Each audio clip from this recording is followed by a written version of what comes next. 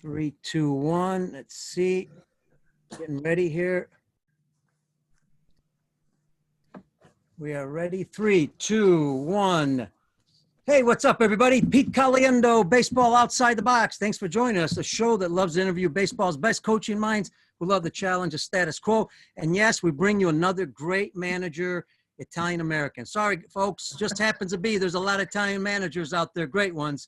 Not that doesn't mean there's not other great, managers in the game, but just happens to, I'm Italian-American, Mr. Mainieri's Italian-American. So welcome. Listen, LSU's head baseball coach, College World Series champ, National Coach of the Year. He didn't start there. He started off at other schools. He played for his dad, Miami-Dade, Air Force Academy, Notre Dame.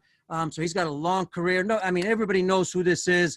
Doesn't need a great intro, but I really appreciate his time. Let me welcome one of the best in the game, Paul Mainieri. What's up, Paul? Hey, thanks for that nice introduction, Peter. It's good to be with you all, and during this crazy time to get a chance to talk some baseball, talk coaching. I'm looking forward to it. Absolutely. And I'll tell you what, I know the guys are looking forward to it. I know, guys, we already got some questions on Facebook. Let's just start off with this, the common question. What have you been doing? I mean, I saw your press conference in April, and you talked about some things there, something that obviously this is a new thing. It's never happened before. We don't know how to deal with it right away. But talk about what you've been doing as a coach, as a person, as a father. I mean, all that.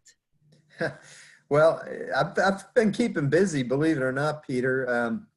I had a grandson, our fourth grandchild, born the day before what turned out to be the last game of our season. March. Wow.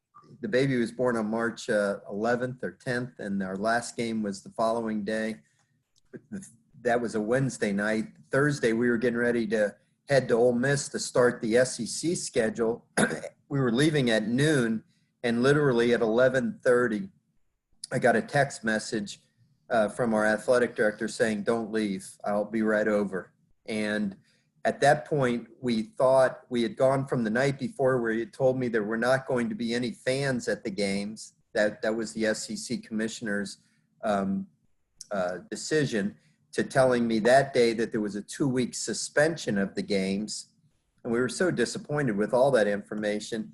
And then the next day, the College World Series got canceled. Oh. So instead of going to Ole Miss, instead of trying to prepare a team to win a national championship, give ourselves a chance to, I got in a car and drove to New Orleans and met my grandson.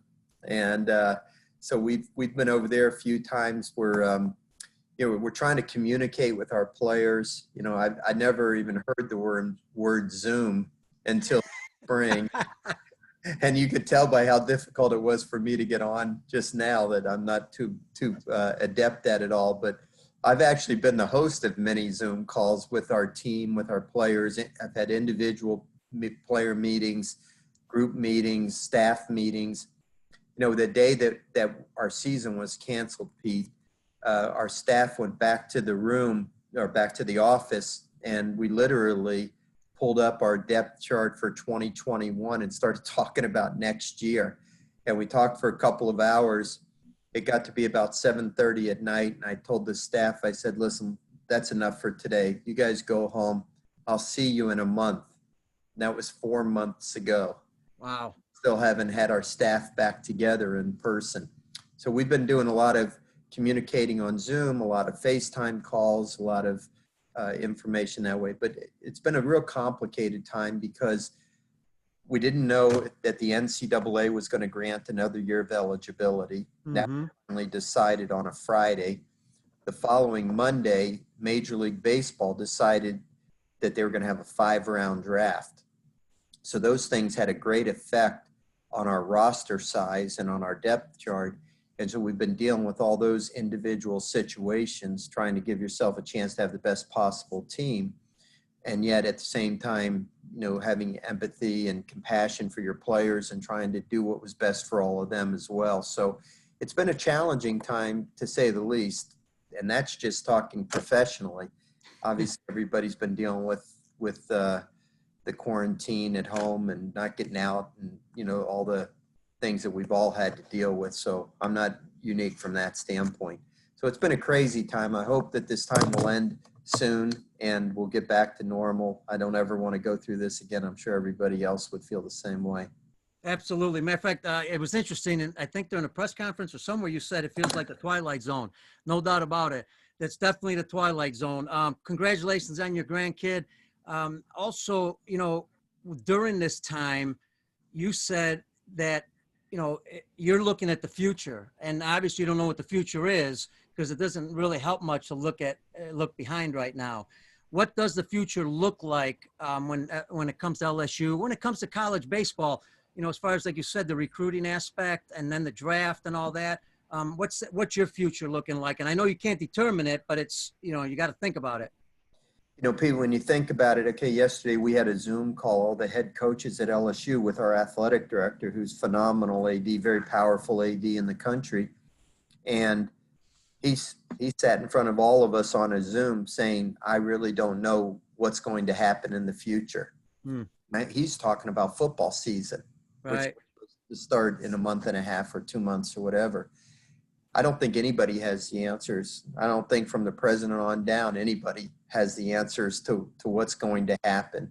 And, but we're planning for it. I had a long Zoom call with our pitching coach, Alan Dunn, the other day, and we're mapping out our scrimmage games for the fall and how we're going to utilize our pitchers and, to talk to the hitting coach and talking about the different lineups we'd use for fall practice games and so forth.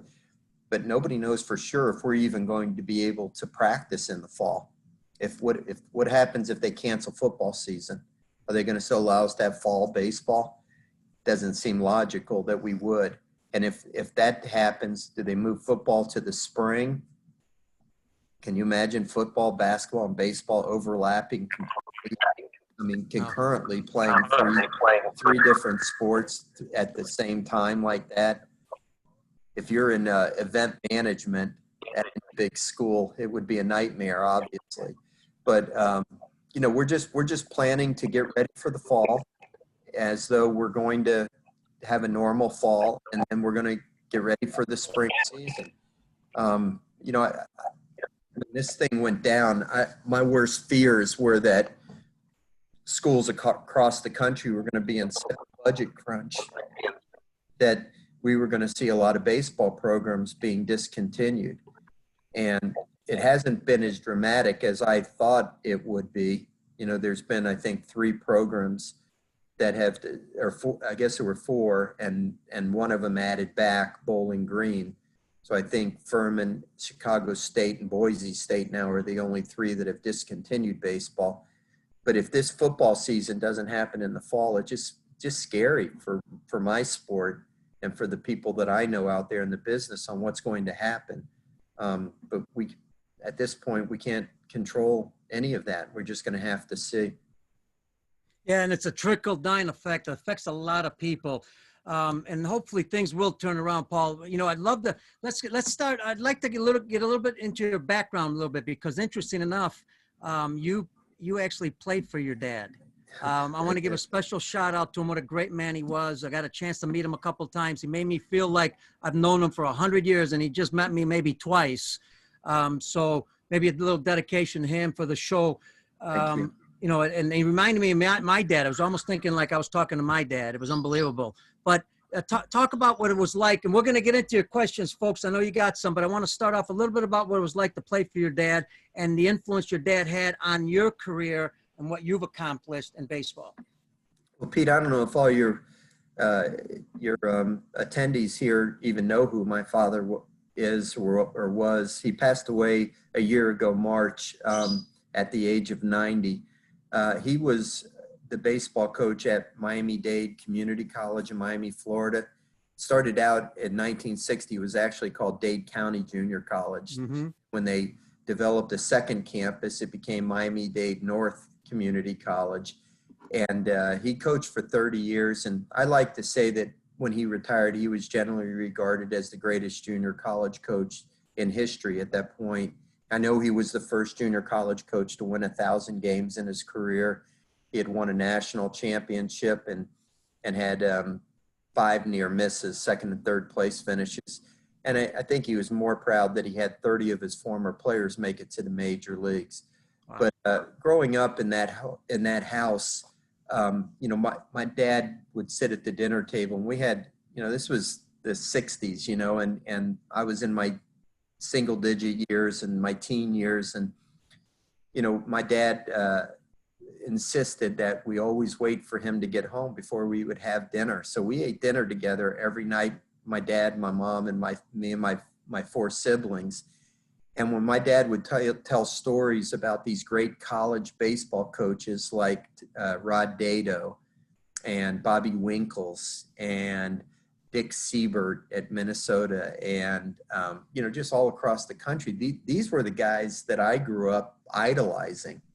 And so, you know, I went to my father, probably I was 14 or 15 years old, and told him, Pop, I know what I want to do, you know, for work for the rest of my life. If I can't be a Major League Baseball player, I want to be a college baseball coach like you.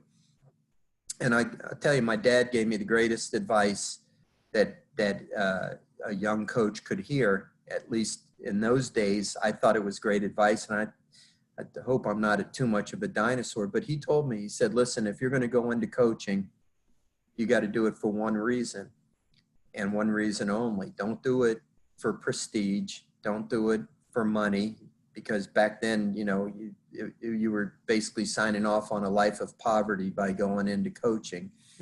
Don't do it just because you love baseball or you love athletics. You do it for one reason, and that's to help young people. You're a teacher first and foremost, and your influence on them should impact their life in a very positive way. It sounds old-fashioned, you know, but, you know, the lessons that you teach young people on the field today are the same things that they're going to utilize in life after athletics that will help them be successful later in life. And that was really my guiding light to going into the profession eventually. And even though each stop along the way for me, I started at a small Division II school in Miami, St. Thomas University, and coached there for 6 years. And then I became the first civilian baseball coach at the United States Air Force Academy. And I was there for 6 years. And then, you know, went to the University of Notre Dame, where I was there for 12 years. And then 15 years ago, I came down to LSU. So the pressure to win has ratcheted up with each passing job, but I've never lost sight of what my father told me many, many years ago. And even though, you know, you have to win to keep your job or whatever, it's still about the kids. It's still about the players. And if you're not a teacher and a mentor and want to try to help young people succeed in life, then I think you're probably in coaching for the wrong reasons. And I've been very fortunate, you know, to have the opportunities that I have, and I certainly get paid more than I deserve now. But it was I never went into it with the goal of someday being the coach at LSU and getting paid very well. You know, it was always for the right reason. So growing up, you know, and being an athlete, and my dad was a coach, you know, he would influence me as though I was one of his players, and always giving me little bits of advice here on how to not so much technically like with your mechanics of your swing or anything like that, but just from a mental standpoint of how to approach things. And it's stuff that I learned as a youngster, and still teach those same things to the players that are entrusted to me now. So I was very fortunate to grow up the son of Demi Mainieri, and I thank God every day for having had that blessing. And you know, I miss him terribly now, but you know, I had to learn to become independent a while ago when Dad was starting to lose his capabilities. And you know, even though it's hard now, I'm grateful I had the time that I had with him. Absolutely. And I can relate to that because January 2nd this year, my dad passed away while I was at the baseball convention. I believe 89 years old, and going a little bit at a time. But what's interesting is, you know, one, with the pandemic, you said something interesting. You know, you guys had dinner together. That's what I'm hoping. You know, there's positives in the pandemic. One of them is families are getting together. Hopefully people are getting a little bit more healthy. And then I look at your career and say, Italian parents, Italian dad, just like mine. And mine, if somebody was watching television and I walked across, the TV, if I didn't say excuse me, I'd get a whack on the side of the head. So you're looking at discipline, love, you're looking at all these things. Then you go to the Air Force Academy, you talk about the first civilian. Now you're looking at the military side, then Notre Dame. I mean, all these things had to really build up your character and understanding on what it takes to build a winning program. Well, every job that I've had, I felt blessed to have. I never took a job. The first job I took, Pete, at St. Thomas University, paid $3,200 a year. Yeah. And I was so glad I had it. I was so grateful to have it. And when I moved on to the Air Force Academy, I think my salary was $29,000 a year. And yet I felt like my responsibility in those players' lives was very important, because what is the Air Force Academy? It's a laboratory for leadership, right? We're trying to prepare young people to go out and be the custodians of our way of life. They're going to put themselves in harm's way. They're going to have to lead others. And, when winning and losing's not an option. A baseball field, somebody wins, somebody loses, there's another day tomorrow. You lose in war, that's it, So I took a lot of pride in my job at the Air Force Academy and my role in those youngsters' lives. And I'm proud to tell you today, I don't know if another coach can claim that they have 4 former players that are general officers in the armed forces. I have 4 generals out there, wow. 5 full colonels, and they all still call me coach. And that's really humbling for me. And it's a great reminder of the impact that you can have on people. And these people are going to leave playing you and go off to do some really important stuff. And, I like to tell the story when I give talks about, why we went into coaching. And I tell the story a lot about when I was at the Air Force Academy and I inherited a team that had 7 seniors on it. And they were great leaders on that team. And they helped me be somewhat successful as a coach because they provided such great leadership within the ranks of the team.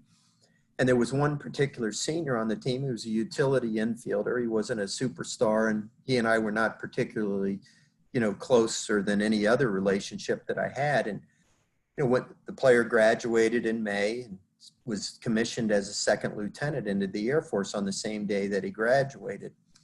Well, about a year and a half later, I'm sitting in my office. I get a phone call from him. His name was Rick Wynn. And I hadn't heard from him since he had left, after graduation. And Rick, what's going on? He said, Coach, I had to call you. He said, after I graduated, I went for a year to UPT, which stands for Undergraduate Pilot Training. That's when they learn to fly jets. And he said, and after I graduated from UPT, I went to the specific aircraft flight school, and I learned to fly an F-16, which at that time was our most advanced fighter plane in the Air Force. And he said it was about a 6-month class. He goes, but yesterday was my final check ride, and if I passed the test yesterday, the mission, if I flew a good mission, I would be certified as a pilot, as an F-16 pilot. So he says, I had to tell you that yesterday morning I woke up, I knew it was the biggest day of my life. I didn't sleep well the night before. It was like the night before a big game. And he said, when I went to the locker room where we put on our flight suits, the pilot's locker room, he said, I wanted you to know that underneath my flight suit, I put on an Air Force Academy baseball t-shirt. Wow. And of course I smiled, but he didn't see my smile. And I just said to him on the phone, I asked him, why'd you do that, Pete? Why'd you do that, Rick? And he said, because when I put that shirt on, it gave me a great calm came over me, because I thought about all the lessons that we learned on the baseball field about having poise and composure in the most pressure situations, to always believe in yourself and always have confidence that you can do the job. And then to have the competitiveness about you to meet the challenge and to thrive when there's a challenge that comes your way. So he said, by putting on that T-shirt, it reminded me all those things I learned playing on a baseball field with you as the coach, even in that 1 year. And he said, I went out and flew a perfect mission. And so I got certified and I got my wings, and I'm an F-16 pilot now in the greatest Air Force in the world. And for me, that was like the greatest day as a coach, because I thought back to the days when my father gave me advice about why to go into coaching and what your role should be. And for me, that kind of validated my career for me, that I guess I must be doing something right. Mm-hmm. This young man really feels that I impacted his life that way to help him become, a fighter pilot. So, that was an awesome experience. And then to go on to, I was happy at Air Force. I never took the job at St. Thomas in hopes that I would get the job at Air Force. I never took the job at Air Force in hopes that I'd get the job at Notre Dame. And I certainly didn't take the job at Notre Dame in hopes that someday I could get a coaching job like LSU. I just loved everywhere I've been and immersed myself into each job and for those kids. And, things have worked out. I've had unbelievable opportunities. Notre Dame was a phenomenal place for, I coached there for 12 years and thought I'd be there forever. But, when LSU offered me this position, I had turned down about half a dozen other jobs while I was at Notre Dame, but I just couldn't turn the job at LSU down. And it was kind of going full cycle for me, because I actually came to LSU as a freshman in college before I transferred back and played for my dad for 1 year. That's right. You played at LSU. That's a great come around, coming all the way full circle. The other area I was thinking about while you were talking, what a great story about the Air Force Academy.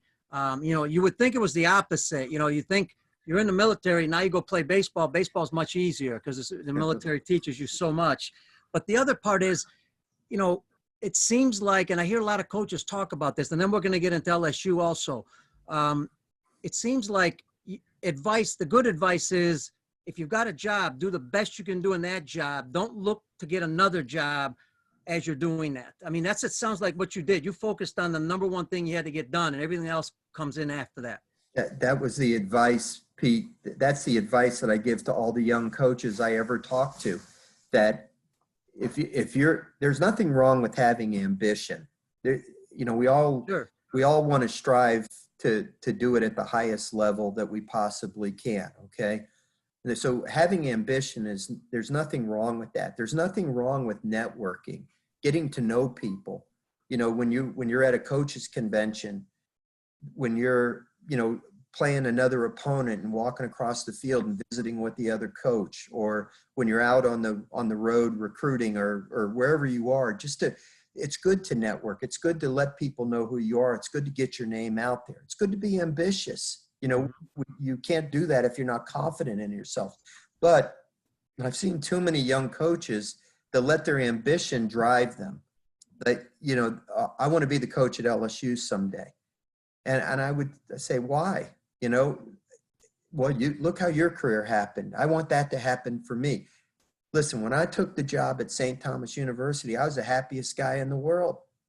I was making $3,200 a year. Now, my wife wasn't the happiest in the world, but I knew that in time, something good would happen if I did a good job where I was at. Things have a way of working out for you when you focus on the things that are most important. Those kids that were entrusted to me at St. Thomas University, that was it for them. That was going to be their college baseball career. And they deserved to get everything that I had for them and make them feel that playing baseball at St. Thomas was the greatest thing in the world for them. And to this day, I still have correspondence with those players that played for me 38 years ago. Wow. And they didn't play on ESPN. They didn't play for national championships, but that experience that they had was just as important to them as the kids here at LSU. So the best way to be noticed about potentially getting another job is to do a great job where you're at. Mm. And you can't do as great a job as you possibly can if you're always got your eye on the next job. You do a great job by applying good coaching principles, working with those young people that you're working with, and the word starts to spread. Because what happens is those kids go on and tell people how great their coach was and how much they love him and how important he was to them. And the next thing you know, you don't know who's going to say something to somebody that's going to ultimately impact the way that you think. Like I don't find out these things until after they happened. Okay. So you wonder, how do you go from the Air Force Academy to having the athletic director at the University of Notre Dame call you, essentially recruit you to the job, right? 12 years earlier, I couldn't get a job. The only reason I took the job at St. Thomas was because I got turned down for a high school job that I had been the assistant for 3 years. So now all of a sudden I got people asking me to come and talk to them about this job. How did that happen? Well, it turns out that there's a philosophy professor at the Air Force Academy, and he had some players in his class, and he happened to be a baseball fan, and he's talking to them. These are cadets at the Air Force, and they're telling him how much they love the coach, and he's teaching us so much, and whatever they said to him. I don't know what they said to him, okay? Well, it turns out that professor, who happened to be a colonel in the Air Force, graduated from the University of Notre Dame. So when the baseball coach at Notre Dame, Pat Murphy, takes the Air Force Academy, the Arizona State job, and the job is open, this professor at the Air Force Academy happens to know the president of the University of Notre Dame. They graduated together. He calls on my behalf. You never know who's going to know somebody that's going to say something in your benefit to try to help the situation. You see, and it ends up helping you. You can't set that up. You can't make that all come to pass. It just has to happen. But if you do your job well where you're doing it, somehow, some way, people will notice, and there's going to be somebody that knows somebody that's going to talk to somebody. And before you know it, and that was just like one part of how the thing happened at Notre Dame. There were a few other stories. I don't want to bore you with all of them, but you just never know who's going to speak on your behalf. Yeah, it's interesting. It's kind of like you tell your players, focus on what you can do the best you can be on the field. Don't worry about who's watching in the stands. And again, if you hustle all the time and you do the right things, you don't know who's in the stands. It could be somebody that knows somebody else at another school, and next you're going to that school. So yeah, and it just I got you 100%. I think that's a great statement. The other aspect I wanted to ask was, you had these generals as players, that later on, but you also have a lot of future generals, and then a lot of players that have played for you that are coaching, or you had mentors. When Paul Mainieri goes through the ups and downs, because I'm sure you've had some downs also, it hasn't been all rosy, even at LSU. Even when you first started, your first season was a little rough, which is normal. I think, who do you go to for advice? Who do you go to kind of give you some guidance? Well, again, I was very fortunate to grow up the son of Demi Mainieri, and he was always there for me. My college coach at the University of New Orleans. See, I went to LSU as a freshman, and then I transferred back to play for my father at Miami-Dade as a sophomore. And just by the grace of God, really, I ended up back in the state of Louisiana at the University of New Orleans, and I played for a coach by the name of Ron Maestri. Yeah, sure. You smile, Peter, because I think you probably know Maestri. Very well, and another great Italian-American. Well, I think it was coincidental, but let me just say this, okay? So when I went to LSU at that time in 1975-76 school year,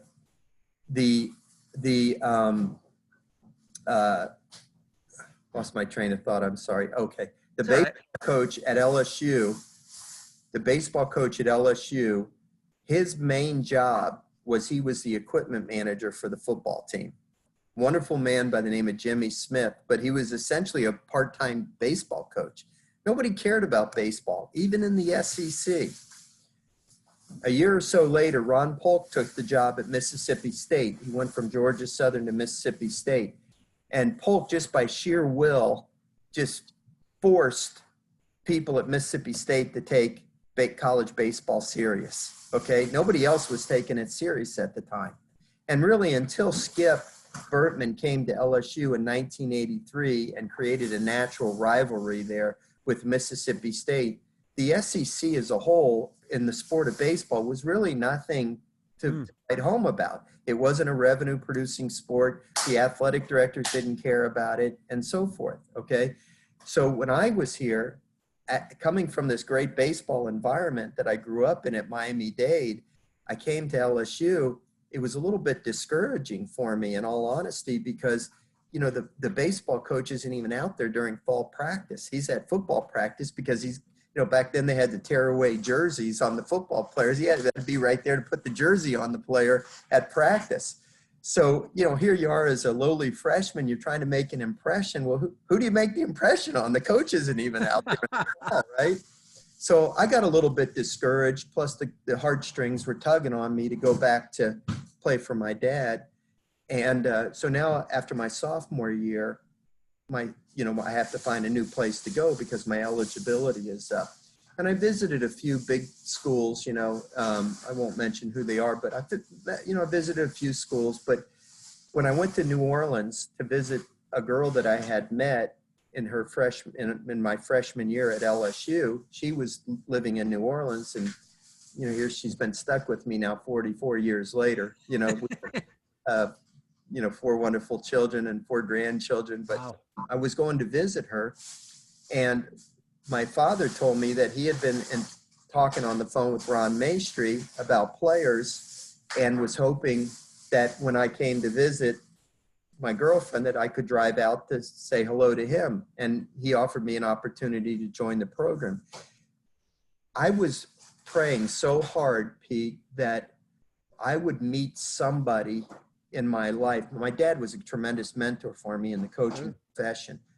But, I had high school football coaches. I'd had high school baseball coaches. I had come to LSU and had a baseball coach there. But I never really had one coach that just stood out so much to me that I thought he could be such a mentor for me. And I knew I wanted to go into coaching. So when I met Ron Maestri, 10 minutes into the conversation, I knew that God had brought me to him, so to speak, or God had brought him to me. Because I thought, man, this is the guy I've looked for really my whole life as an athlete. I want to play for this guy because I know I can learn from him. Besides having an athletic experience, I wanted to prepare myself to be a coach. And Ron Maestri was that, and he still is to this day. Even through the years, St. Thomas, Air Force, Notre Dame, I never went a month without calling Mace on the phone.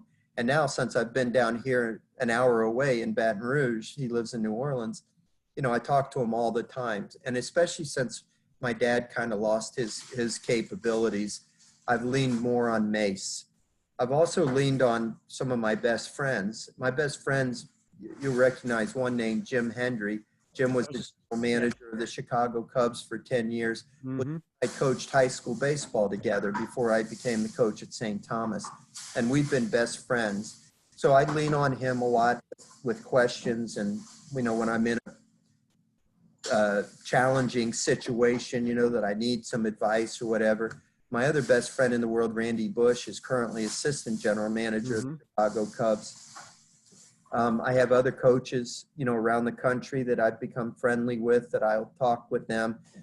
When I was at Notre Dame, Brian O'Connor was my pitching coach for 9 years.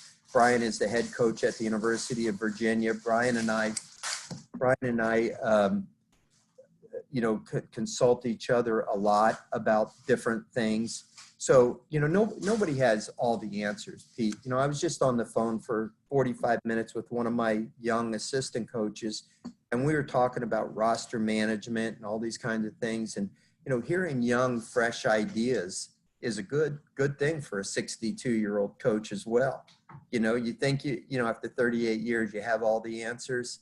Man, I think the older I get, the less I know, and you need to keep picking the brains of young people and getting fresh ideas and hearing, different ideas about how to do things. And so, I think it's really important that every coach has somebody that they can go to and talk to and be able to, throw things at them and be able to get advice. Some coaches may not agree, but I think most will. What I love about the game nowadays is that it's not a who necessarily all the time. Now you got a lot of young people with open minds. I know that, I call the show Baseball Outside the Box, challenge the status quo a little bit. Why? Because we got a lot of young people. Now, you notice how many guys in pro ball now are 35 years old, have not played professional baseball, maybe come from college baseball, some from high school. I think that's good for the game. And the other thing I wanted to mention, folks, if you go to the ABCA, what you see all the time, I see him all the time. When I see Paul, I do see him I used to see him with your dad, with Jim Henry, with Maestri, with Lasorda. I mean, you guys were always together, walking places and talking all the time. So you can identify who your best friends and mentors were, but also from everything you've done and all the programs because you built several programs and continue to be successful. What do you think the attributes are? For our young coaches out there, if they get into a new program right now, whether it be high school, whether it be travel ball, whether it be college ball, whatever it is, what are the attributes to building a program, a successful one for the long run, not for just for that 1 year? Well, Pete, I mean, obviously we could talk about this all day. Okay. But I'm just a very firm believer in, despite the addition of metrics and all those other things to the game, it's still about people. And, every player, I believe this, every player that's worth his salt still wants to know somebody cares about them. And if you care about somebody, then you're going to teach them the right way to do things. If I have player A, Pete Caliendo is my player, and I want him to go on and be successful, and I see you doing something that's going to keep you from becoming the best that you can become, I have to make that correction. How do you make that correction? Do you do it by being negative with the person? Do you do it by tearing that person down? There's technique in how you can coach players. You can still build confidence while at the same time getting a player to believe he can do better, to build him up, to make him believe that he can accomplish great things. And this is what I think great coaches do, is they build confidence in players. Doesn't mean that they're easy on them. It doesn't mean that they're just constantly letting them get away with whatever they want to get away with. It doesn't mean that they're always just patting them on the back. You have to build trust with those players. They have to know that you really care about them. And, like my dad used to tell me when he would spank me, this is going to hurt me more than it hurts you. But as a coach, you tell the player that, look, I'm not telling you this to be mean. I'm telling you this because I want to see you succeed. I want to see you prosper. And so it all begins with caring about people, caring about youngsters, and wanting to help them become successful. How do you help them become successful? You build their confidence. You teach them how to do things properly, and so forth. I think a second quality that I think a lot of people are forgetting in today's day and age is integrity. Just doing things the right way as a coach. We have an NCAA rule book that could choke a horse. Okay. If you as a person are in a leadership role, and you are in a leadership role when you have youngsters that are entrusted to you. Okay. If you don't do the right thing, if you don't have integrity, then what are we teaching the young people? You have to do it the right way. You have to follow the rules. You've got to tell the kids, this is the way to do it. Like I tell our team every year at the first meeting, we're not going to look for shortcuts to success. We're going to purposely search out the hard way to do things. Because when we're holding that trophy up above our head at the end of the season, it's going to mean a lot to us. It's going to mean more to us than it could mean to other teams who look for shortcuts to success. Do things the right way when no one's looking. So if you're telling kids that, then you better live your life that way as well. Mm. And it's just a simple matter, really, of integrity. Okay, so it's a people person business. You have to have integrity. Okay, now you obviously have to have a knowledge of the particular sport that you're coaching. Okay, that can be gained both through experience as a player or by consulting with other people. This is what's so great about the ABCA convention. Listen, when I was a young coach, I would sit there and listen to Ben Hines talking about hitting. I would listen to whoever talking about every aspect of the game. You think you know it all because you played and you had a little bit of success. And the reality is you realize how much you don't know when you start talking to other people. Mm-hmm. So you end up taking a little bit from each person and you develop your own, way, your own philosophies, your own beliefs of how you should coach based upon what you feel comfortable doing, adding in your personality, and then getting input from other people as well. And if you just, right now we all have to stay in our homes because of the pandemic, but if you just sit in your own corner and never get exposed to other people, you're never going to learn anything from anybody. And that's why I think being an outgoing person and having personality and having some charisma and all those kinds of things all add into people believing in what you believe in. I have to tell you a quick story, okay, Pete? Mm-hmm. I was an 18-year-old senior in high school. Maybe I wasn't 18 yet. I might have been 17. And my best friend in high school was a guy by the name of Tom Crane. And he and I were getting ready the bell had rung to end the previous class, and now we're waiting for the next class to begin, and we had 2 or 3 minutes, and we're just kind of talking between us. And I said, Tom asked me, he said, what do you think you want to do? And I said, I want to be a coach someday, Tom. You're 17 years old, you're dreaming about the rest of your life. And I said, I want to be a coach someday. And I said, what do you want to do? And he says, I'm not sure, but I'm going to be in sales in some capacity. And I went like this. Oh, sales. Oh, God. I can't imagine doing that, And he looked at me, 17 years old, and he looked at me and he went just like this. He said, let me tell you something, my friend. Everything in life will involve some degree of salesmanship. I was 17. I'm 62 now. I just told you a story I would never forget, right? Yeah. And every time along the way, whether it was me trying to convince a player that this is the way to turn a double play properly, whether it was trying to recruit a player to your school, whether it was trying to convince a donor to contribute to your program, whether it was trying to convince the athletic director to support your program, whether it was trying to convince the general public that your team was worth coming to watch. It's constantly having to try to sell yourself, sell your program, sell your ideas. And so I think if a coach wants to be successful, he's got to have an outgoing personality. He's got to be able to communicate with people. He's got to show his sincerity. He's got to have integrity. He's got to be able to get along with people and motivate and inspire people. So these are just some of the things that I think that are key, I think, to be able to have success and then to sustain that success. Yeah, and it sounds like that's like a great foundation to start with. And we're going to get to a question about technology, but before I do, because we have a couple questions on the screen, I think Larry Sorensen was reading my mind, because I was thinking, since you started coaching, or even when you were at St. Thomas, what kind of changes did you have to make as a coach? Did the players change? Did you have to change your philosophy a little bit? What adjustments did you make along the way that can help coaches kind of speed up their process in that? Well, I think coaches have to change. If you don't change, you die. It's that simple.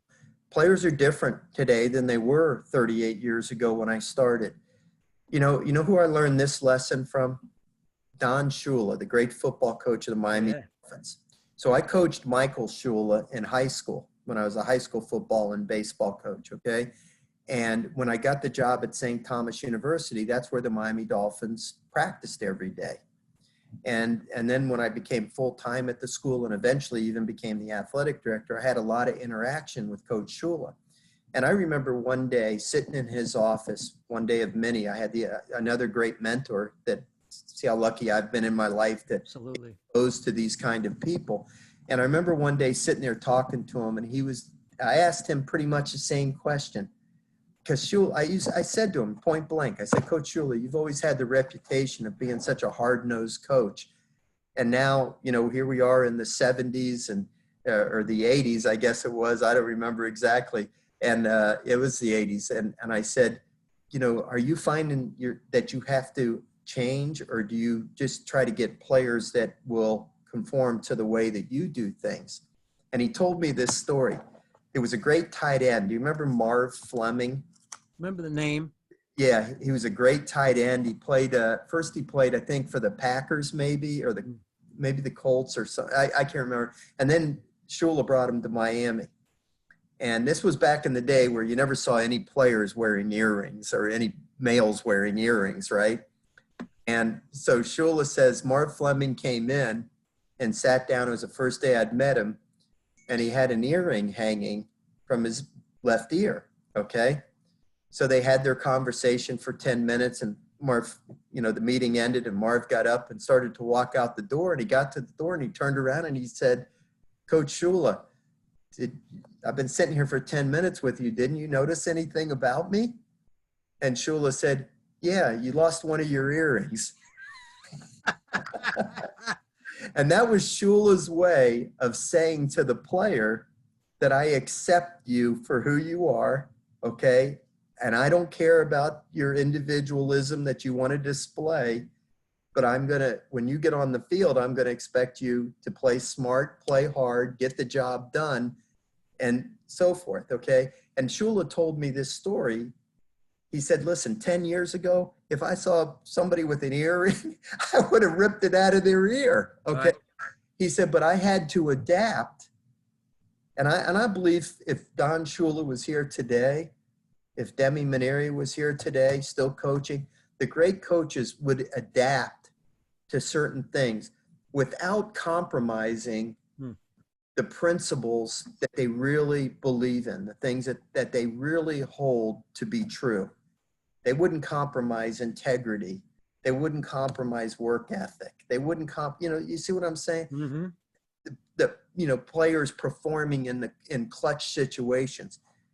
But if a player wants to wear his hair a little bit longer or whatever, and I feel like I've changed too through the years, like we still at LSU, I have a rule that the players have to be cleanly shaven. We're probably the only school in the country that still does that. But I tell them and I explain to them why. I say, listen, when you get into professional baseball, you can, your brand, you can do it however you want. Okay. Hey, Aaron Nola's pitching for the Philadelphia Phillies. He's got a beard now, or Alex Bregman, he doesn't shave for a few days and's got the rough look. It's okay. But when you're a college kid and we got these young kids in Baton Rouge that are looking up to you, I want you to be groomed a certain way because they're going to look up to you. And I want them to see that it takes discipline and sacrifice for you to be a part of a team to teach these young kids. Once you leave LSU, you've set your own brand, your own appearance, however you want to. So it's like a small sacrifice I have them do, but then I'll let them wear their hair as long as they want to wear it, as long as it's groomed fairly nice and so forth. So, I think that personally I've changed to adapt to the players to some degree. I hope I have. And it allows you to continue to relate. I got to keep reminding myself I'm getting older, but the players are staying the same age. They are 18 to 22 years old, no matter how old I get. And speaking about technology, I'm sure, I've learned the hard way, kids nowadays, you can't email them, you got to text them or they got a messenger. So there's always ways to keep up with how they're doing things. Are there things that you don't compromise? You hear in college baseball, you hear this a lot. Most college coaches, when you hit the field, you better hustle, period. That's on, you don't compromise that. Are other things you don't compromise? I don't compromise that. Instead of like not compromising, what I'm trying to constantly tell the players is that I want them to live life to its fullest. And part of living life to its fullest is to be passionate about what you're doing. And specifically, I'm talking about baseball. Mm-hmm. If you want to play at LSU, if you want to play for Paul Mainieri, you have to be passionate about what you're doing. I want players that have emotion. Hey, listen, DJ LeMahieu, when he played for me, he was the most unemotional player that we had. You didn't know whether or not he was 4 for 4 or 0 for 4. Aaron Nola, when he pitched, you never knew if he was getting ripped or if he was pitching a no-hitter, okay? But you knew their passion was because they practiced so hard. They paid attention to detail. They followed instruction. That you can show emotion and be passionate without slamming helmets against the bat rack or yelling at umpires, okay? And so there's some things that I'm just not, that's just who I am. I think you win with those kids. You win with those kids that care so much. It's really the first thing I say to a team every year when I meet with them. I'm looking for players that care. As simple as that sounds, I want players that care. If you care about what happens out there, that you're going to put forth the effort, you're going to listen to the coaching, you're going to hustle, you're going to work hard enough that you feel you deserve to succeed, then you're going to perform in the clutch and in the pressure situations, and you're going to believe in yourself. All of that stuff comes together. So yeah, there's some things. Now, when it comes to rules for the team, I used to fight the battle about the phones. I don't fight it anymore, okay? They can't have the phones in the dugout, okay? But I've heard about coaches that collect the phones when they come to the locker room and, give them back to them at the end of the day. I had somebody tell me there's a guy, I've never met him, but I really have admired him for many, many years, is the football coach at Northwestern, Pat Fitzgerald. Mm-hmm. And I heard Pat Fitzgerald talk to a group once. He actually talked to a private group. I won't even tell you which organization it was, okay? But he said something I'd never heard before, and I now do it, okay? He said, in coaching these millennial kids nowadays, he says, you keep their attention maybe for 20 minutes to 30 minutes at a time. If you go beyond that, you're going to lose them. So he said, you know what I do when I'm having a team meeting? He said, at the end of 30 minutes, I have them all stand up, go to the locker room, and get their phones and go ahead and look at their text messages and then be back to the team meeting in 10 minutes and reconvene the meeting again. That's adapting, isn't it? Yeah, very much. Very much. And I actually do that now. When I'm having a team meeting, when I can start to feel that I'm losing them, I'll tell them, all right, everybody, stand up. I want you to go back to the locker room. Go look at your phones for 10 minutes. Be back at 3:40. And then they come back and they're more attentive again because they're starting to think, geez, I wonder if that girl sent me a text message, or I wonder, what the guys are planning on doing tonight or whatever. So, there's some things that you adapt to, and there's some things that you stay firm to because it's what you believe in. And everybody has to make their own choices. I just gave you a couple of examples of what I feel. Love it. Love it. I'm going to take a question, and then I want to get into finally, we're getting close to the end, but the question relates to the technology we were talking about earlier. A lot of college coaches and programs use a lot of technology, Rapsodo, all the spin rate stuff. How do you use that technology? You're able to get a lot of it, but how do you use it to benefit your particular club? Okay, so this is not my greatest strength, Pete, by my own admission, okay? So I have an older pitching coach, Alan Dunn. I'm 62, Alan's probably 58, okay? He's more of a dinosaur than I am, okay? So last year I told him, I said, I'm going to build you a pitching lab. What are you talking about, a pitching lab? I said, no, you're going to have a pitching lab. I said, I don't care how much you use it, but I'm going to get you one, okay? And we're going to have Rapsodo in there. We're going to have Edgertronic cameras. We're going to have a TV screen so that we can give immediate feedback to the pitcher and so forth. And he's like, I don't need all that. I said, well, we need it. We need it because these kids are all doing it now. Yep. At age 13, 14, 15 years old, they're going to see their own pitching coach. And the pitching coach has Rapsodo and the pitching coach has Edgertronic cameras. And it's become a part of their life. And if we don't have it, these kids will not see how we're going to help them develop. Well said. And so in the spirit of recruiting, you have to have it. Mm-hmm. And I said to him, I said, Alan, you and I just might learn something along the way that might make us better coaches and help our kids get better. And here's this guy now that I had to try to talk into using this pitching lab, and he uses it all the time now. Get him to throw a bullpen out on the field, okay? Because now he's utilizing this stuff and he can give the kids feedback, okay?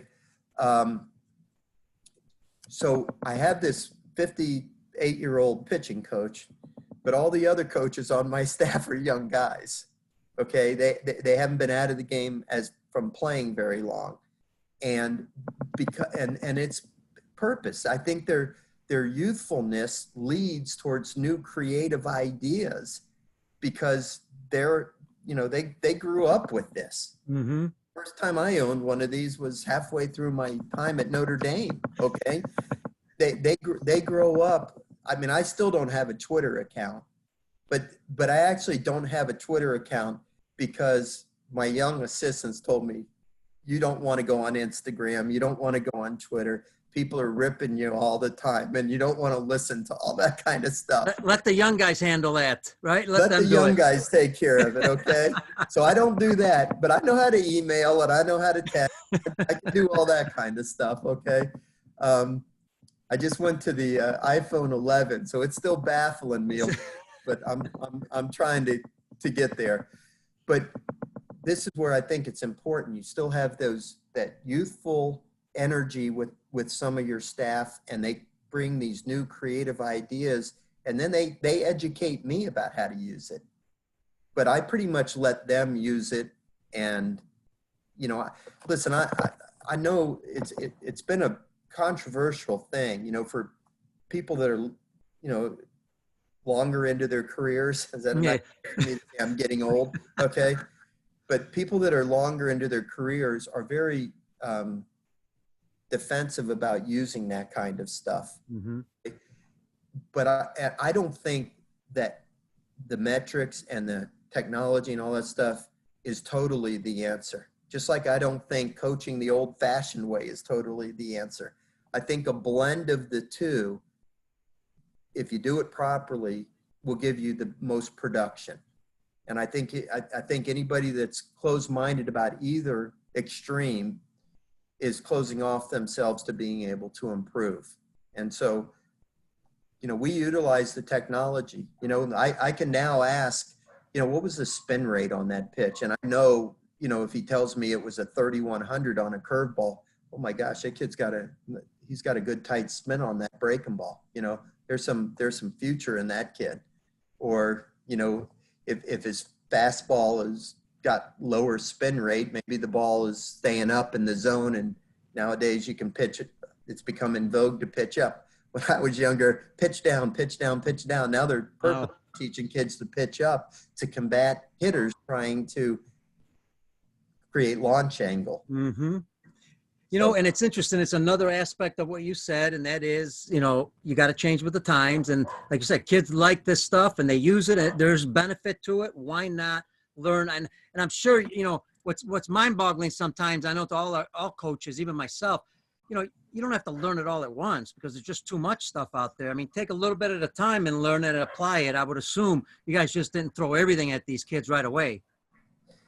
Well, again, you know, the goal is to let a player fulfill his potential. And Yeah. as a coach, you have to detect, how do you do that? I had a player a decade ago by the name of Micah Gibbs. And Micah was a pleaser. Okay. Mm-hmm. If you told him to stand on his head and hit, he would stand on his head and hit. Okay.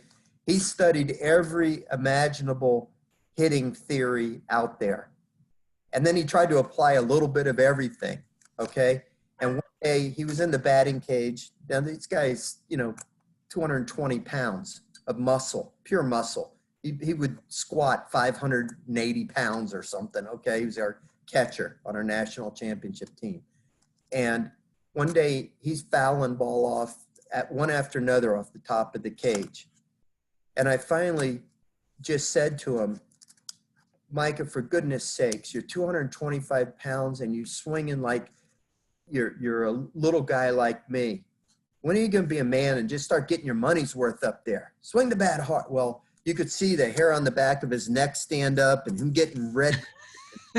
You know, he was so angry at me, and that's what my intention was, you know. And the next thing you know, he's crushing balls off the fence. And he comes around the cage after he finishes his round, and I said, hey, those last 2 or 3 swings, boy, you really hit the ball hard. What were you doing mechanically? He says, all I was doing was pretending the ball was your face, and I was just hit it as hard as I could. And I said, point well taken, okay? The less you think, the more you let your athletic ability take over. Your swing was beautiful. But when you were thinking about the mechanics of your swing and trying to apply too much knowledge, you weren't doing things instinctively. You weren't doing things like an athlete. So if you know you have a player that tries to be so cerebral that it paralyzes him, then you have to coach him differently than another kid who's a little bit more raw in his ability, but you can see that he's doing something mechanically that's preventing him from being successful on a consistent basis. And you can give him a little bit of coaching and see, and then when he sees the results, then he'll try to repeat that again the next time. Is that something that's changed in the game as far as teaching individuals? In the past, when I grew up in Mickey Owen Baseball School, you know, your coach told you this is what you do, and you did it. You know, now it seems to be more relatable to the individual.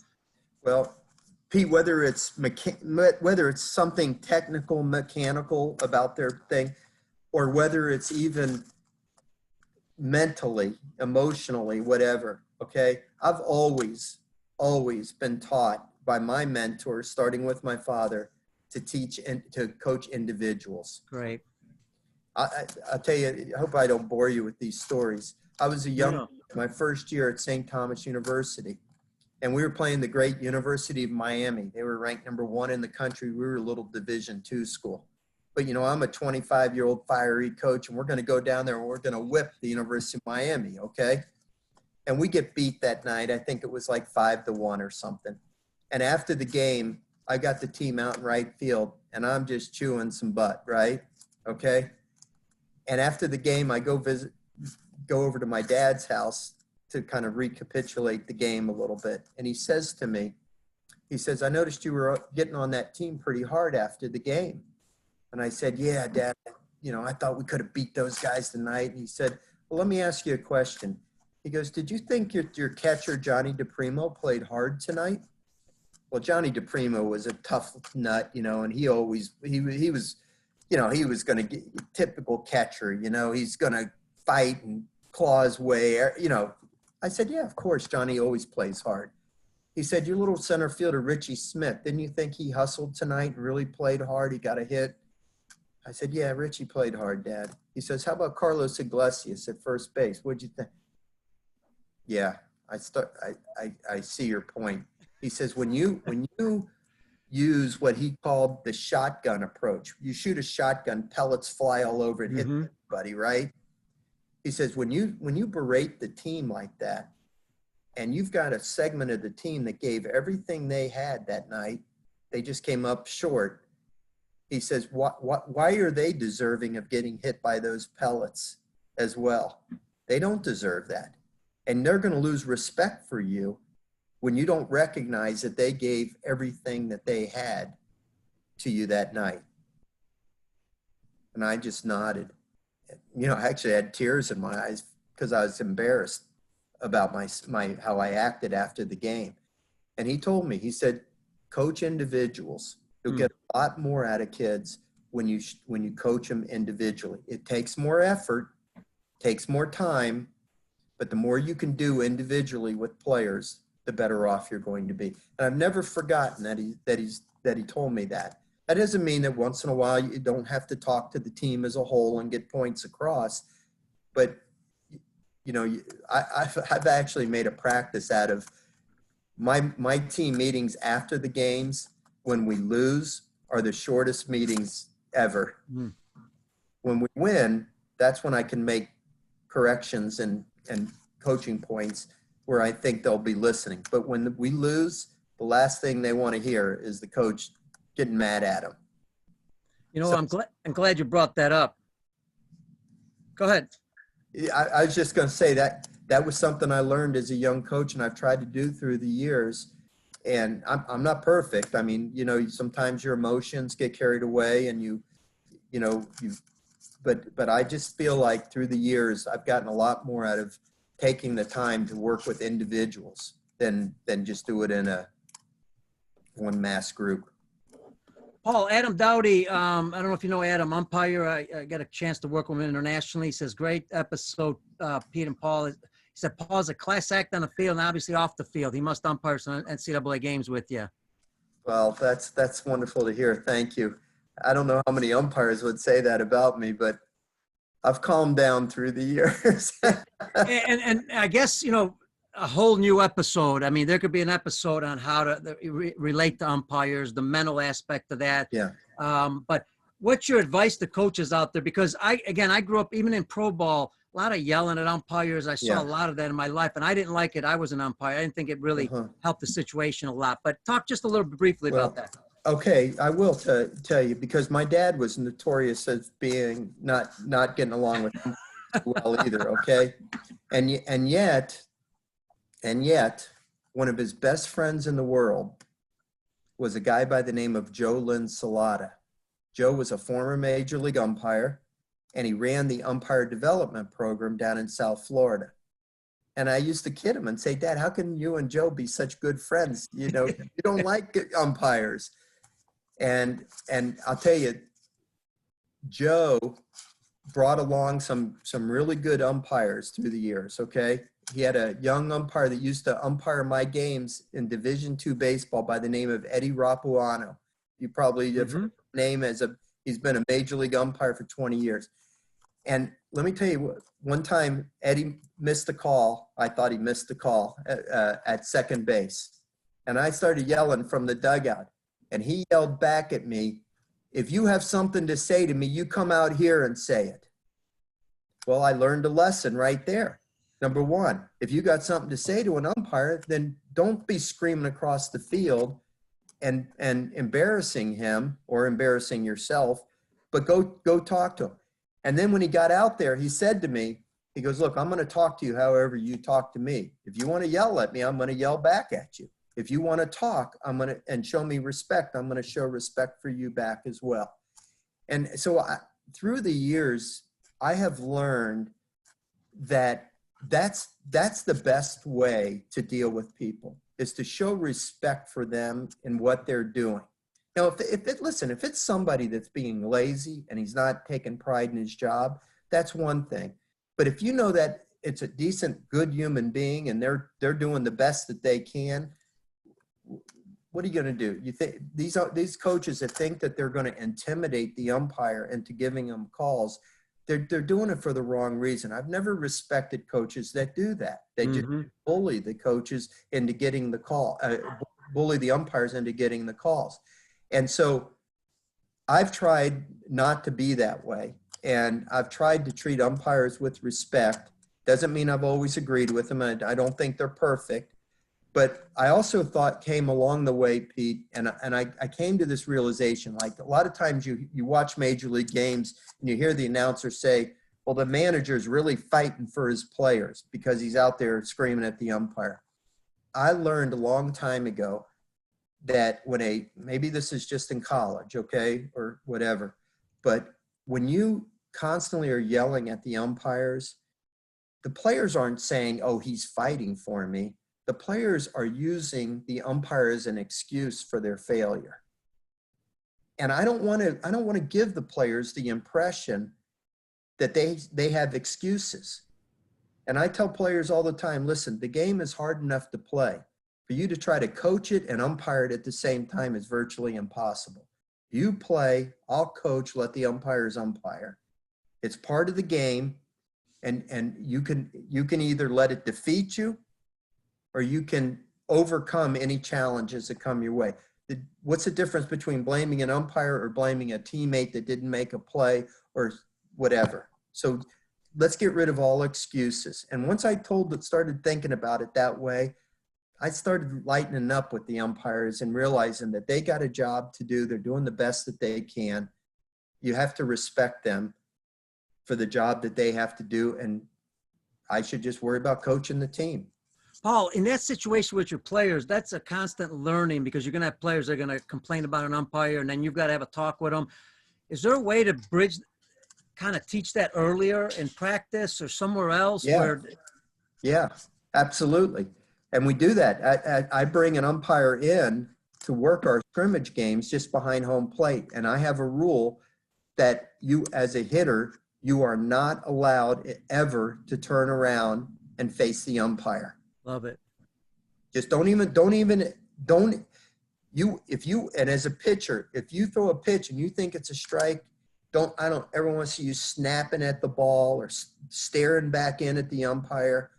If you want your teammates to have confidence in you, then you have to show them that you can overcome anything, including maybe a missed call by an umpire. But if you're snapping at the ball or you're yelling at the umpire, you're turning around, if the umpire calls strike one on you, that doesn't mean you're out. You know, but if you're turning around and saying something to the umpire, right now you've already made me as the coach think that you're building up your excuse for your failure in this at bat. So go ahead. So I just tell them, look, I don't even want you don't ever turn around. And I think if you watch an LSU game, it'd be a very rare occasion if you ever see a hitter turn around and face an umpire after a pitch called. What's your thoughts on instant replay and possible electronic strike zone, the big $1 million question there? Well, I think the replay, we do that, use it in the SEC, and I think it's great. I really do, because it has really limited the arguments. You hardly ever see an argument anymore between a coach and an umpire. And I don't think, when I watch other coaches go out there and argue with the umpire, I'm like embarrassed for them, because I'm embarrassed for myself, because I say, oh man, that's what I look like when I'm out there screaming at an umpire, and I think it's embarrassing for the coach, and I think it's not good for the game. So now you don't hardly ever see arguments out there because of the replay. And, and if the umpire missed the call and the call gets overturned, you don't rub it in his face. It's part of the game. The guy missed the call. They changed it. Good. Let's move on. The ball strike situation, I'm not sure how I feel about that yet, because I don't know how accurate those can be, and I don't really like the rationalization that umpires each have their own strike zone. This guy's a high ball umpire, this guy's a low ball umpire. I mean, a strike is a strike. Right. It's called a strike, or it should be called a ball, is the way I feel, but I don't know if the machine would do any better anyway.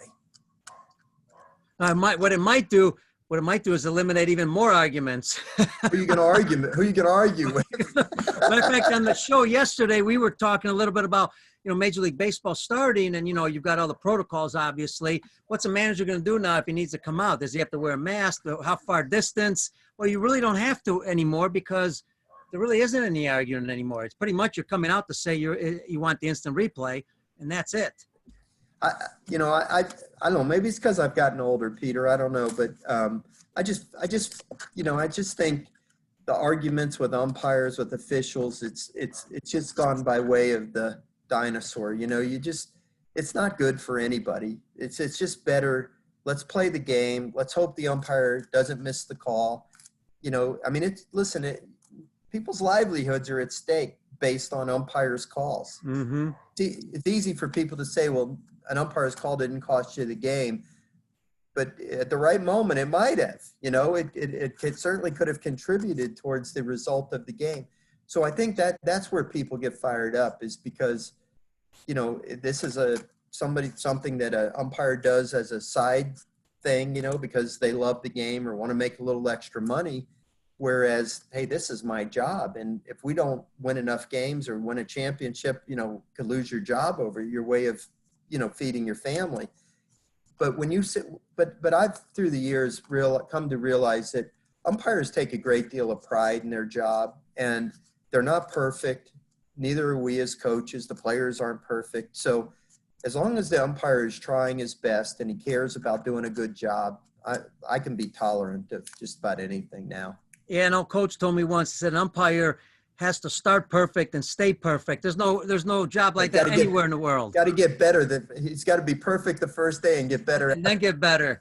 And I'm hoping that this show, when it even gets out even more on social media, that a lot of the parents that are coaching hear this message, because where I see a lot of yelling and screaming is at the young levels. And not only, like you said, is it bad, but what about the kids? What are they thinking? We're teaching them a wrong lesson there. There's no question about that, I understand as a parent, you get frustrated. You want to see your child succeed. And if you think somebody's hurting them from being successful, but I think that the trade-off there is we're not teaching the youngsters respect other people. And we see that across society now. People just not having respect for other people, and it's created so many problems. And, I go back to integrity. I go back to treating people the right way. The golden rule, treat people the way you want to be treated. And if people would just do that more frequently, I think we would eliminate a lot of the problems that we have in the world. Paul's been great. We got 5 minutes. You've been fantastic. We actually went past your time, and I really appreciate it. When it comes to, and again, I lost my train of thought here. I want to finish it off with this.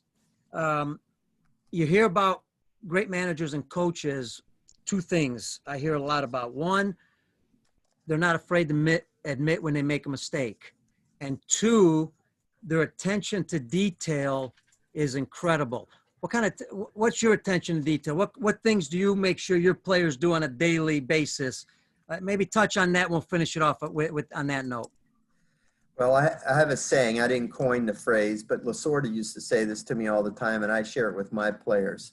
Little things add up to make a big difference. So if you don't think the little things matter, then you're playing for the wrong coach, okay? Like when a guy gets a drink from the cooler and he throws his cup on the ground, that's when I jump on him. We don't have a valet service here. Put your cup in the garbage can, okay? How they wear their uniform properly. Being on time or being early, just the little things add up.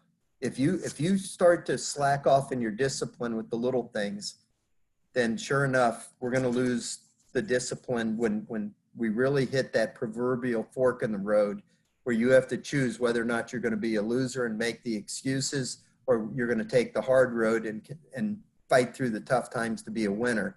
Okay, when you don't have the discipline over the little things, I'm going to let you wear your hair long, but I'm going to make sure that your locker is neat. That when I walk through that locker room, everybody's shoes are going to have their toes up against the floor, the left shoe here, the right shoe here, and everything's going to be inside your locker, and there's not going to be any garbage on the locker room floor. I'm going to let you listen to whatever music you want to listen to, but, you're going to run out routine ground balls, so it's a matter of give and take. If you're just like this all the time, the kids will tune you out. But if you tell them what's important to you, and then it becomes important to them, and you're going to give them leeway with other things, then you have a better chance to have their respect, I think. Paul, speaking about, because that's the question I was going to ask right after earlier, speaking about your parents, one, do you have to deal with many parents in college baseball? And two, advice to high school and, travel teams and younger teams, how to deal with parents nowadays, because that seems to be changing a little bit. Well, I will say this, okay? It's a challenge, all right? And because we have to recruit the kids and the parents have to be involved in the recruitment, especially when it comes to the financial aspect of things. We only have 11.7 scholarships, so you have to divvy them up among the players. And the parents have to be involved in that because they're the ones that have to write the check for the balance. But I tell them too that, listen, I tell them right in the recruiting, when your son comes to LSU, you have to cut the umbilical cord, okay? And there's two reasons why I will never talk to you about how well your son is playing. Because number one, if your son is playing or your son is not playing, that's impacting another set of parents' son, okay? If I play Peter at shortstop and I don't play Chris, okay, and so Chris's parents are upset with me and they want to talk to me, well then shouldn't it be appropriate that I bring Peter's parents in and we can just go ahead and all talk about it and decide who should be the starting shortstop? That's impractical. You can't do it that way. So why do you have the privilege of talking to the coach about your son's playing time when this other person that would be impacted doesn't have that privilege, okay? And the more important thing, number two, is when your son goes away to college, it's time for him to become a man. And part of becoming a man is to learn to have relationships with people, starting with his coach, okay? But you can't, as a coach, be a hypocrite about this. If you really want to have a relationship with the player, you have to be able to let him come in that door and speak frankly with you. And I kind of take the same attitude that I do with umpires on the other end. I tell the player, look, I'm going to talk to you in whatever voice you want to talk. If you want to close the door and be mad and scream at me, go ahead. And I'm going to tell you very bluntly why you're not playing, okay? If you want to talk about it, and I'll explain to you the things that you need to improve upon, and this is why you're in this situation. And listen, sometimes I may end up putting you right in there. If you have enough courage to come and talk to me, then we'll see if you can go out there and get the job done. But you better get the job done if you really want to do it, okay? So as an adult, you're going to have to learn to have relationships with a lot of people and be able to speak up for yourself and to be frank and to not talk behind people's backs and and I'm going to give you the opportunity to do that. So we don't let, nobody's your agent. You're going to deal with me one-on-one. The parents aren't going to be your agent. Your agent's not going to be your agent. We have kids now, Pete, believe it or not. Oh yeah, you got advisors? 9th, 10th grade. Oh yeah. They already have agents. Wow. That's the norm more than the exception. Wow. Yeah, and we can get into, other things, but I'd love to end on this, and that is, we've got coaches that listen. I'm high school, college also, but high school, professional, but we got travel coaches, international coaches. And I'd love you to finish on this, and you can add anything you like to this. What you'd like to see coaches doing at the younger levels to help players get to the higher level and be prepared to play college baseball if that's one of their dreams. Maybe there's things out there that you see that we need to change when it comes to teaching kids to help them get to a higher level. Well, I don't know if I can specifically talk about, in specific little things that are being done. I do believe this very wholeheartedly, that if youngsters are not having fun out there, they're going to lose interest in the game. It's that simple. Now, I know a certain amount of fun is garnered by them being successful. I mean, if a kid goes out there and strikes out 10 straight times and he's 10 years old, he's not having any fun in the game. Right. Okay. So you want to try to help him be successful. but there's a difference between putting pressure on them to be successful and encouraging them to be successful, okay, by helping them, coaching them, and so forth. And even I can tell you, whenever our team breaks the huddle and takes the field or whatever, practice game, the last thing I always say to my team is, all right, let's go have some fun out there today. It's still a game. We're trying to make it into something that it's more important than that. It's not trying to find a cure for COVID, okay? It's a game. And if the kids don't have fun, it doesn't matter what we teach them. It doesn't matter,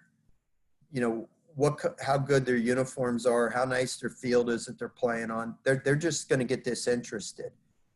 Now, if you've got a kid that's having fun, that loves the game, that's working at the game, it's a hard – listen, some kids are late bloomers. Some kids are, bloom early and don't get any better, okay? A kid can work as hard as they want to, but at the end of the day, they probably are limited on what ability level that they have. And it's a hard thing to get that point across to people. You don't know how long you're going to get to play this game, so enjoy it while you get to play it, okay? If you're fortunate enough to be able to play in high school, then you go play high school and enjoy it.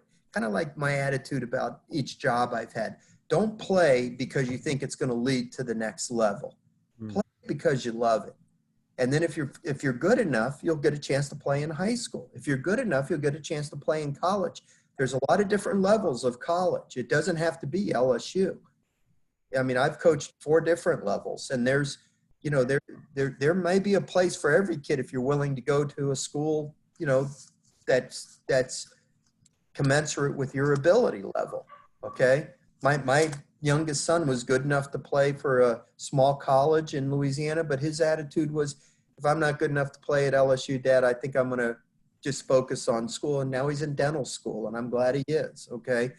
But this is a hard thing for people to grasp. No matter how hard a parent pushes them, no matter how much they spend on their lessons or, trainers or whatever, ultimately the kid's ability is going to determine how far he can go in the game. And, just because they, work as hard as they can and parents invest in them doesn't mean that they're going to be All-Americans or Major League Baseball players. And I don't know how to make that point, get that point across without, deterring them from working hard and being motivated and so forth. So I'm not sure I have a real good answer for you on that. No, but and it's interesting because also I was thinking, you're probably thinking, I could talk to you all day because this can go on, and you're probably thinking Caliendo doesn't have a watch, but I do have a watch. It's just not working, I don't think. But lastly, I promise, this is the last one, I think, because it gets the heart of the matter. I've heard this a lot. I want you to address this. But a lot of college coaches say, when I go out recruiting, one of the toughest, and just tell me if it's true or false, one of the toughest things I find is that I have a hard time finding kids who can compete nowadays. I don't know if that's because they're used to a certain routine. They're not held accountable. They're not being competitive in their, within their own practices and games. Is that a true statement? Do you have a hard time finding guys that can compete? I don't know. I don't know if that's a fair thing to say. Certainly some kids love to compete more than others kids do. Mm-hmm. Boy, that's a tough one. No, but you find enough players that can compete. You've got a great clubs you've had for many years. Well, we don't call them all right either, Peter. It's a tough thing. When you're recruiting, you're not seeing a kid very frequently. You think about major league teams. I mean, in a normal year, up until this year, they would have drafted 40 guys, and they've sent scouts out to see these kids play multiple times, and they still are lucky if they get 2 players out of every draft ever play a day in the major leagues, right? So we're supposed to go out and watch a kid play once or twice and give a part of our 11.7 scholarships, and we are limited on how many. We don't have AAA team to go pick a player off of, or a AA team. the team that we have. That's it. And we're supposed to hit them all right. So we don't hit them all right. You know, that's why I look for qualities that are important when I'm recruiting. You know, I'm looking for certain things athletically, you know, defensive skills as pitchers. I'm looking for, you know, arm strength or spinning the ball, whatever. Okay. But the makeup of the kid plays so important into how I feel about recruiting him. You know, how does he handle failure is a big thing. I could watch some kids and I see that they didn't have a very good day, but yet they're still hustling like crazy everywhere. I watch the way they interact with their teammates. There's, you know, their team won the game, but the kid went 0 for 3, but he's right there in the middle, high-fiving everybody. And I like that, you know, because nothing's going to be perfect for them when they're in college. And then other kids don't do that. You know, they do it the other way. I see other kids that, you know, maybe are limited in their ability, but they know you're coming to see them play and they take their game to another level, you know, and that tells you something about a player, that how well he can handle the pressure, knowing that, you know, whether or not the coach from whichever school is going to recruit him based on how he performs today. That's a lot of pressure on a kid when you think about it. So it's a non-exact science. And, you know, that's what, you know, if you recruit enough good ones, you can have success. If you don't get the right ones, yeah, it could be a rough year. It's hard to hold on to you know, so it's a heck of a business we selected. Yeah, but you know what? I don't think there's a coach in the world that doesn't enjoy what they're doing. That's the reason they're doing it. Like you said, they're not doing it for the money. The money may come later. Paul, listen, like I said, I could talk to you all day. This has been a great honor for me, and I know it's been an honor for a lot of coaches out there. What a fantastic show. We took you past your lunchtime, so I apologize. And God bless you, and thank you for being on the show, Paul. It's good to be with all of you guys. Good luck to all of you. Stay safe. All right, that is Paul Mainieri, LSU. Pete Caliendo, your host, Baseball Outside the Box. Our producer, Brian Kroc, with the Lineup Media Group. And also, special thank you to all our listeners in the U.S. and around the world. Listen, all we ask, the shows are free. Go to YouTube, subscribe. It's just one button. You subscribe. It's free. You get 80-plus shows, and we do one daily all the time. Great people on the show. So please do us that favor. Wishing everybody the best. God bless everybody. Stay safe. Hopefully you're on the baseball field. If not, you'll be on soon. Again, very special thank to Paul Mainieri. God bless you all. We'll see you on tomorrow's show. Bye-bye, everybody.